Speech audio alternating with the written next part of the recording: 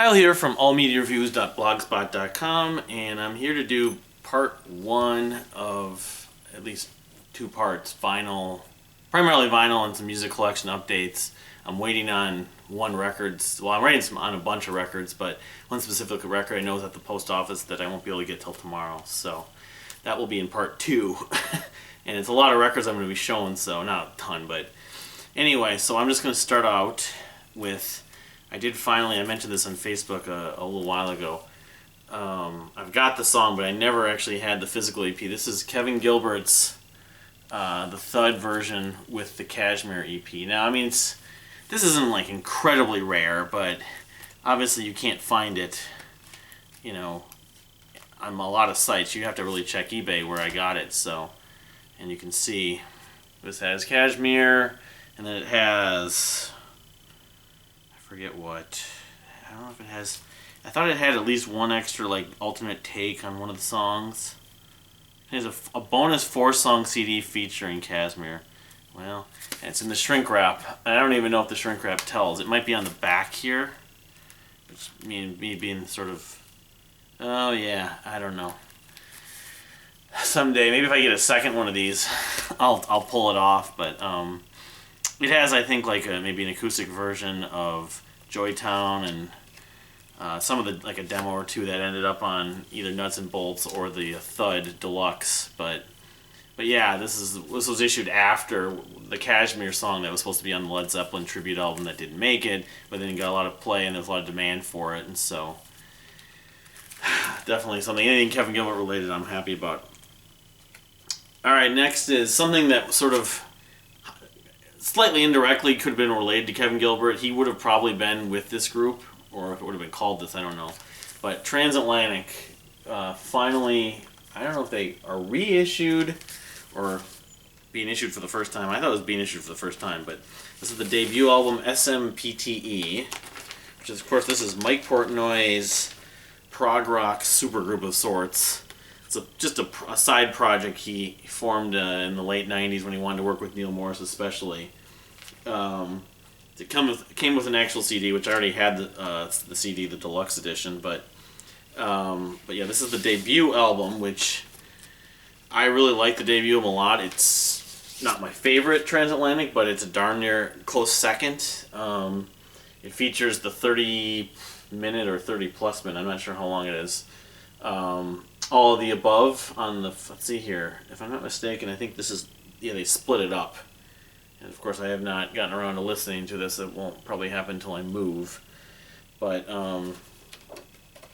the first disc or vinyl or record includes that, and then the second includes some of the other really good tracks on this debut album. So it's I should have mentioned, Transatlantic is Mike Portnoy's side project he formed with Neil Morris. He wanted to work with Neil Morris from Spock's Beard, and then Pete Roy was the bass player from Marillion, and then Roy Stolt. Originally it was going to be called Second Nature, and Jim Matheos from Fates Warning probably would have been the guitarist, but Jim Matheos wasn't available at the time, so they got Roy Stolt from the Flower Kings, and you know that's interesting. This is double and doesn't even say the track lists on each side, but I think this is 180 gram, nice sleeves and everything, but the actual labels don't actually have the track list. But yeah, it has My New World would be the other song. I mean, All of the Above is my favorite part of this record, but My New World, another 17-minute prog epic,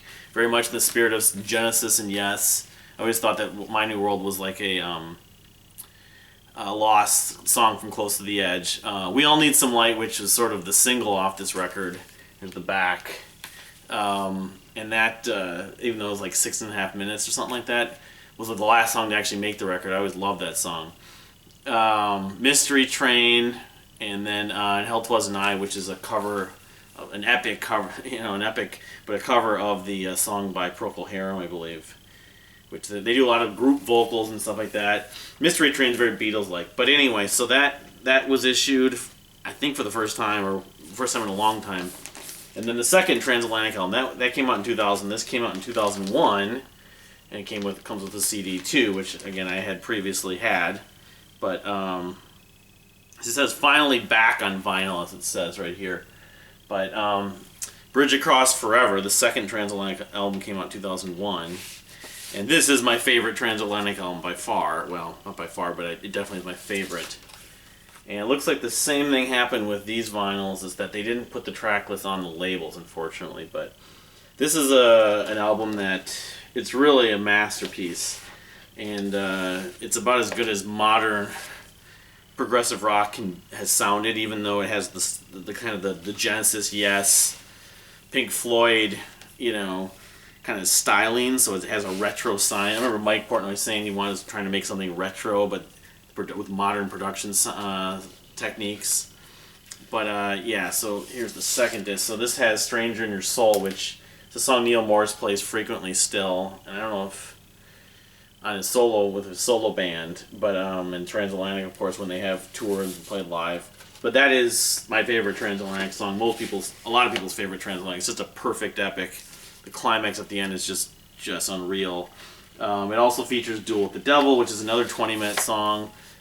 Pretty much a flawless track as well. I always think of that phrase, Duel with the Devil in the Pale Moonlight. The Pale Moonlight, I'm thinking of the line from Jack Nicholson in Batman. Of course, the Tim Burton Batman. But and then it has Sweet Charlotte Pike, which is another epic, which is very Beatles Abbey Road-like. So, and then the title track, which is just a ballad. But yeah, this is one of the best records of the 2000s in my mind, and one of Mike Portnoy's anything he's done. And for that matter, Neil Morris. I kind of consider Transatlantic sort of taking the best elements of Spock Spirit and the Flower Kings and making it even better. So yeah, no, this is an all-time favorite of mine.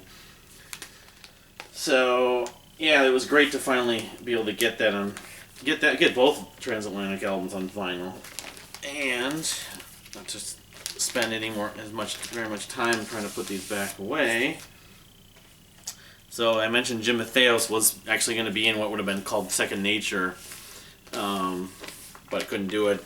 That would have been with Portnoy and Peter Wallace. But I did find, I didn't realize they've issued a bunch of the Fates Warning more recent records on vinyl through Europe, and I found a copy of A Pleasant Shade of Grey, another just all-time favorite of mine. This is really one song. It's 45, 50 some odd minutes, something like that. And this is issued out of Germany, I believe. I think it was Germany where I found this label. Been issuing their other records too, but I can't find them for either. I can't find them right now. I can't find them for a reasonable price. But that green looks like green or turquoise. But A Pleasant Shade of Grey, the album came out in 1997, which I considered Fates Warning is one of my favorite bands, and as you can see, the stain. It's it's called just whatever it is, 12 parts, I believe, and the concept album of sorts. I talked about this in the Fates Warning Random Artist feature, but yeah, no, this is an all-time favorite of mine too, just like Bridge Across Forever from Transatlantic. It's Fates Warning sort of sounding more modern, with a little industrial elements, but just the passion and emotion is just through the ceiling. The vocal lines were produced, and if not written, by Terry Brown, I believe. I think this record was produced by Terry Brown. I don't know if I see his name on here, but just wonderful to finally get this on vinyl. Now I just need to get the others they issued, FWX and Disconnected especially I want to get. Just because I love Fates Warning, and I want to get everything I can from them pretty much, which I don't have every record they've issued on vinyl yet, but I'm getting there. Anyway, let's worry about that later. And the Tea Party, that's what this came out. I wanted to show this. I got this a few months ago. It was issued last year, I believe. The Edges of Twilight, which is my favorite and a lot of people's favorite Tea Party album. I think this is technically the third studio album, although most people think of it as sort of like the second one. Splendor Solace is the one I think of before.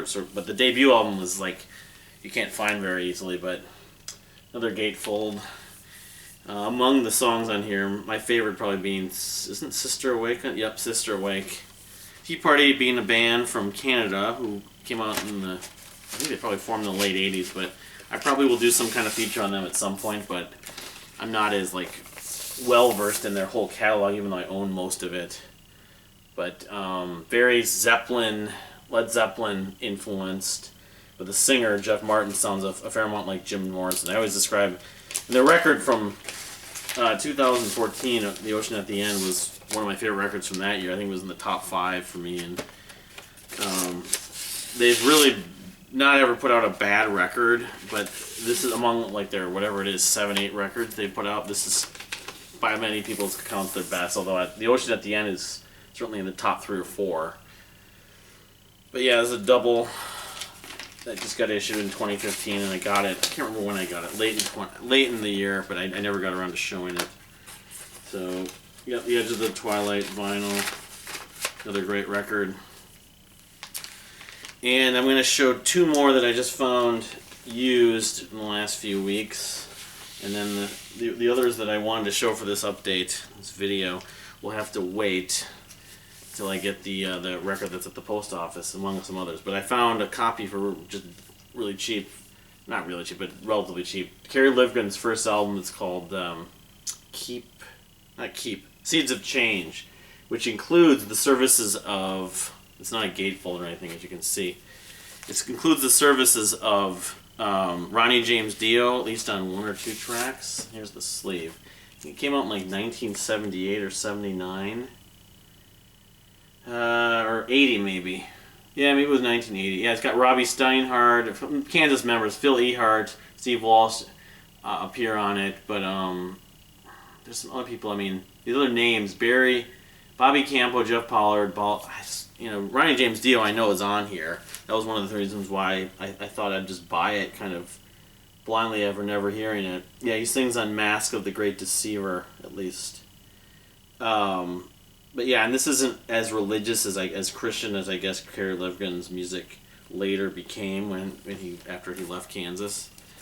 Steve Morse became the guitarist. The condition is decent enough. It was barely played, but it was kind of a blind buy, so I didn't spend a heck of a lot of money on it.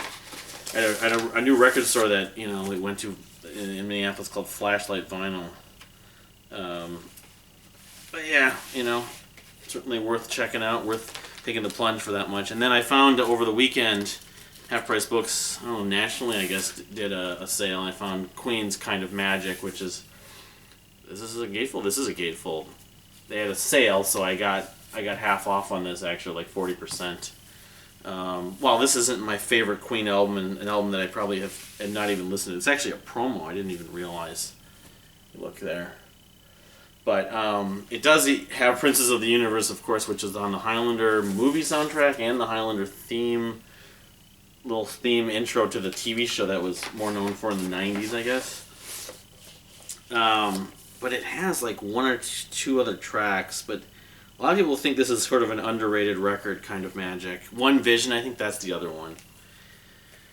But yeah, I'm trying to complete my Queen collection. Queen's a band that I really enjoy, and there are not too many bands I'm seeking out their entire collection, but they might be one or most their collection. And their 80s music, while I prefer the 70s stuff, is still very good. So, all right, well, I'm going to call it a video here, and hopefully be able to make part 2 soon too. Thanks for watching.